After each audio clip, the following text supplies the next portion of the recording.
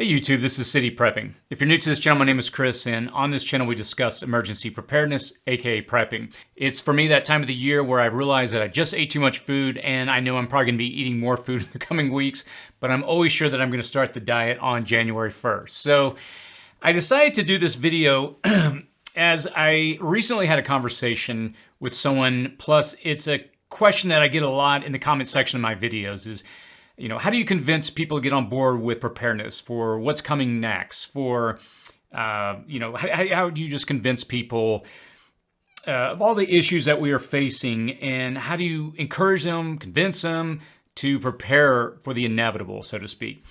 And in this recent conversation that I had with someone, this individual was expressing the challenges of trying to keep up.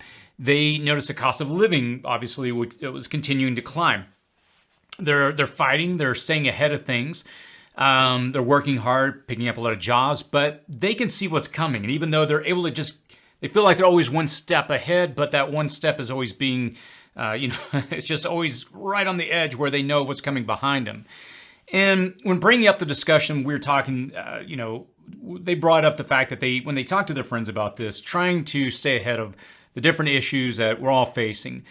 The fact that all signs point to these issues escalating in the coming years. They noted that most people are in denial with what's coming next. And as someone with a family, I face the same concerns and the same challenges. The issues I can see clearly on the horizon, things that we talked about on this channel, they're daunting. And like most individuals that watch channels like this and others, we share a common concern. How do we prepare? How best can we prepare ourselves to protect our families for the dark clouds on the horizon? And just as importantly, how do we encourage those that we love around us to prepare as well? And look, it's a conversation and question. It's these kind of things that really provide the fuel to keep me moving every day, is how can I give information that will hopefully help people on their journey of preparedness? And now, if you've been following this channel for any length of time, you know that I don't lean toward doom and gloom. I don't like to fixate. I will bring up the challenges on a weekly basis to keep you informed, so you're not caught off guard. But I always encourage the practical preparedness for things like disasters and challenges that most of us will face in life. I try to bring that balance to the channel. I don't like to focus or fixate on the fringe issues that really are out of our control. And I try my hardest to make sure that our community knows about the problems that we will face, the probable threats. Even more importantly, providing solutions. A few months back on the channel, I did mention my concern about the potential for nuclear war. And I know that's kind of what I would consider more of a fringe and extreme example of something that we should be worried about. But it is a possibility. Admittedly, it was something at that time when I brought it up in the video, it was a great concern for me. There was a lot of, talk back and forth with Russia, Ukraine, about possibly popping off a nuke, and the world was kind of on edge. Just to even for a world leader to at least put that on the table is concerning enough. But with these things, I try to take a step back. And in that situation, I try to do the same. I try to take a step back and look at the situation from as rational of a perspective as I can. In doing so, it always helps to bring calm and peace and clarity when I can take a moment and just step back. But back to the main point of this video and the initial discussion. I think the vast majority of us, the concerns that we have are more of a personal type. And yes, obviously things like nuclear war is very concerning for us all. But on a personal level, the things hammering us each day, the things that we have to get up and face, these are the things that probably for most of us are on our mind. Things like inflation, which is eating up people's paychecks. Supply chain issues, which only seem to compound by the day. And we just released a video talking about what's happening in China and how that's very much, it will impact the supply chain. It's going to drive the cost up of items, and it's going to diminish the availability of other items that we may be trying to get. I know this is anecdotal, but I just went to Home Depot yesterday. I was getting some parts for something I'm working on, a project, and the individual I was talking to was mentioning that in his department, they're 60% of the item, they're down 60% on items that they can't even get because of supply chain issues. We're seeing food costs rising, and they're impacted, and they will continue to be impacted by agricultural decline. And we've covered this a lot of times on the channel. We've talked about what we can expect with food issues in the coming year. Spoiler alert, the issues that are being faced by the agricultural community, the various input costs, fuel, grain, and then the issues on the other side with weather anomalies are all kind of coming together in a perfect storm to drive costs up. Now we're seeing basic cost of living increase as wages stagnate. And look, I could go on and on here, but the point is that we all can see the challenges on the horizon. If you follow this channel, you are hopefully fully aware, so you know how to prepare. And each one of these challenges that are being identified has its own level of uncertainty. And it leaves many of us, and I know, well, not us, I would hope that if you're in this community of trying to prepare, you're taking action, but I know it leaves a lot of individuals throwing their hands up because it's overwhelming, right? It's how do you deal with this? How do you adapt? And a lot of people just choose to refuse to want to know anything else. And this conversation that I had with this individual ended with what they're observing in others as they talk to him or try to bring up some of these issues. And a lot of times what they're seeing and hearing is denial. So why denial? I think for some that are not paying attention to what's going on, it's easy if they just don't know, out of sight, out of mind. And I can say this as an American. Most of our attention is occupied with distractions. We need that constant hit of dopamine. We need that good time all the time. And again, let me pause here for a moment and just reiterate a point that I made earlier. I'm not recommending that we focus on the negative all the time. I am not against having a good time. I enjoy the good that I have in my life, the time that I can spend with my family, the positive things that we can do. And I don't allow negativity to be the focus or the fixation. But by saying this, it does beg the question, where is the balance in all this, especially as preppers? And like most things in life, there's a pendulum. I've seen this time and time again working in different industries, in different fields that I've been in. I've seen this happen, this phenomenon, where people tend to gravitate toward, again, a pendulum swings to ends, right? In our community, it can be easy to, or rather, for people as they look to the future, it's easy on one end of the pendulum to be in denial. And then on the other hand, it's easy, and again, I know this is a challenge in our community, it can be easy to fixate on all the problems. And I'll try to talk about my position a little more in a moment, where I try to find balance in all this, of not allowing myself to go into denying what's happening, but not allowing myself to be caught up in the negativity. But let me get back to the question that I just asked. Why denial? I've heard the term recently, and I've shared it a while back on a video, a term adaptive denial. And there are several different definitions of what that term means. One definition states is that it's the process of continually adjusting an untenable position in the face of increasing counter evidence. Another definition is using denial to improve or maintain well-being. And I don't want to deny people the coping mechanisms that they use to get by through the day, because we all have challenges. There's so many burdens that we all face. But I think the overwhelming evidence points to the need to get ready. But for many, it's easy to get overwhelmed, and it's easy to shut down the thought of making changes. Because again, I know we only have so much mental capacity to focus on what's a priority. And it would be, and I admit it, that it would be damaging to allow yourself to focus so much on negativity and all the problems and let that become the center point that you elevate in your life. But again, where's the balance of saying, okay, I see these issues, and how do I pivot myself to prepare? I think it's easier for a lot of us to just stick our fingers in our ears and close our eyes to what's happening, and it's tempting. As I pointed out earlier, we live in a time where we've got a lot of conveniences. It's easier to focus on having a good time all the time. And again, I say this not to hopefully come off as someone who's against having fun, because I'm not. I only bring this point up to point out the fact that it's easier to deny reality than to face it. If you remember that old nursery rhyme that we sing as children, or maybe you didn't, but it was a nursery rhyme that said this. It says, "Rain, rain, go away. Come again some other day. We want to go outside and play. Come again some other come again some other day."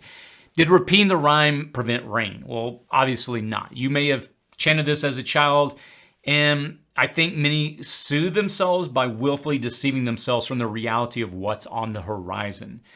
And look, I'll be honest, it's hard to fathom a world where the basics that we need are in short supply. It's hard to imagine energy to heat our homes, run our vehicles, becoming scarce. But this is happening right now in some developed nations. Or imagine a scenario where the costs, and this is happening, where the cost of energy is so high that some simply can't afford it to do things like heat their homes. It's hard to imagine a scenario where our food runs low and the stores and the fields are empty.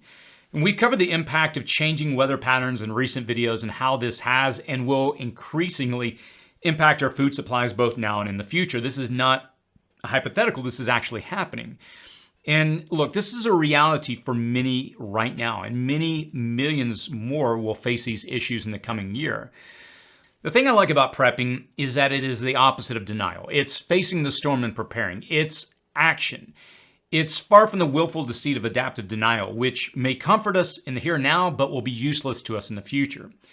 Now, obviously, the focus of this channel is preparedness, preparing for an uncertain future that only seems to have more challenges as each day passes in front of us. And look, if you're new here, this is the first time you've watched this channel, you might be wondering who I am and if I'm some pessimist or fearmonger or conspiracy theorist or all of the above.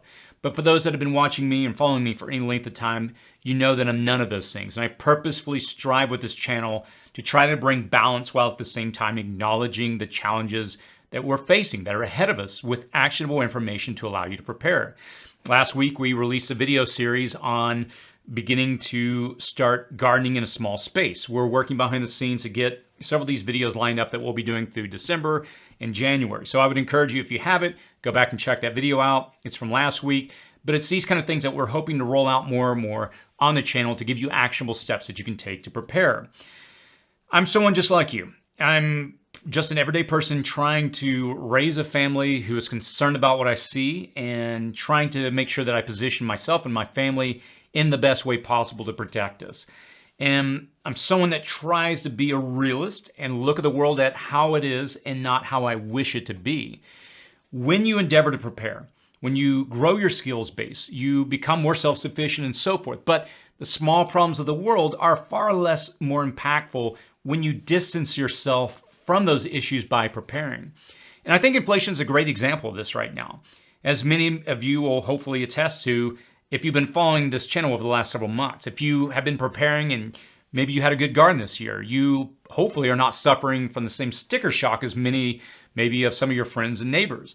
I know some different neighbors around here were complaining about the price of eggs. We've had chickens for about a year and a half now, and it's been great being able to go out and get an egg per chicken every day.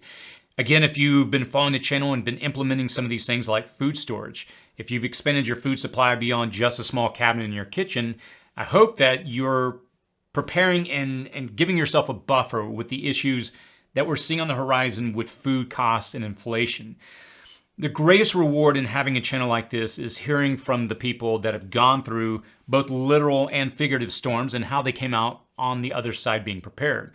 When Hurricane Ian swept through Florida a while back, I had several people that emailed me, and the information that they were able to share was incredibly encouraging, that while others around them had gone through hard times, they were able to go through that period relatively unscathed and prepared.